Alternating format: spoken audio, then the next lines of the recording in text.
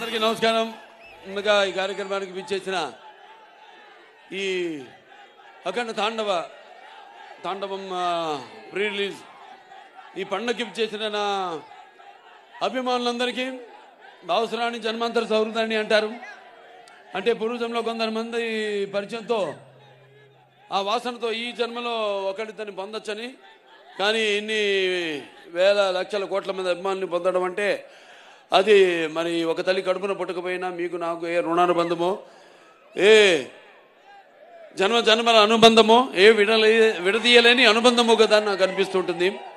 అలాగే నేను ఎప్పుడు అంటుంటాను నా సినిమాల గురించి. ఇప్పుడే బోయపాటి గారు అన్నారు, రక్తానికి జాతి లేదు, రక్తానికి జాతి లేదు, మాంసానికి మతం లేదు, చర్మానికి కులం లేదని. అలాగే ఇవాళ ఈ దైనందిన కార్యకలాపాల్లో పడిపోయి మనిషి అన్నవాడు ఈ యొక్క నిత్యవసర వస్తువులు, అన్నం, నీళ్లు, మిగతా వాటితో పాటు సినిమాను కూడా ఎంచుకున్నాడు. అటువంటిది ఆ సినిమా ఎలా ఉండాలి అన్నది ఆలోచించాల్సింది మన చలనచిత్ర పరిశ్రమలో పెద్దలు. నాకు చలనచిత్ర పరిశ్రమలో పెద్దలంటే ఒకటే నాకు గుర్తొచ్చేది. నాకు అంటే వాగర్తావు సంపర్తో వాగర్త పతిపతే జగత పితర వందే పార్వతీ పరమేశ్వరు నా గాయత్ర పరమంత్రం నమాతు పరదేవత నా హరే పరతస్త్రాత నానృతాత్ పాతకం పరం యస్మాత్ పార్థివదయ ప్రాదుర్భూతన భక్తి గురుణ సంతున మాంసీ సహస్రం తస్మై సర్వజ్ఞమూర్తి పిత్రే అంటే తండ్రి. నాకు సగం శరీరాన్ని ఇచ్చి నాకు ఇంత ధన్యమైన జన్మనిచ్చి మరి మీ అందరి గుండెల్లో ఆయన ప్రతిరూపంగా నిలిపినందుకు దైవాంశ సంభూతుడు, విశ్వానికే నట విశ్వరూపం ఎలా ఉంటుందో చూపించిన యుగ పురుషుడు, నా తండ్రి, నా గురువు, నా దైవం, విశ్వవిఖ్యాత నట సార్వభౌమ నటరత్న కళాప్రపూర్ణ తెలుగుదేశం పార్టీ వ్యవస్థాపకుడు డాక్టర్ పద్మశ్రీ నందమూరి తారక రామారావు గారిని తలుచుకుంటూ, అలాగే నేను అంటుంటాను ఎప్పుడు,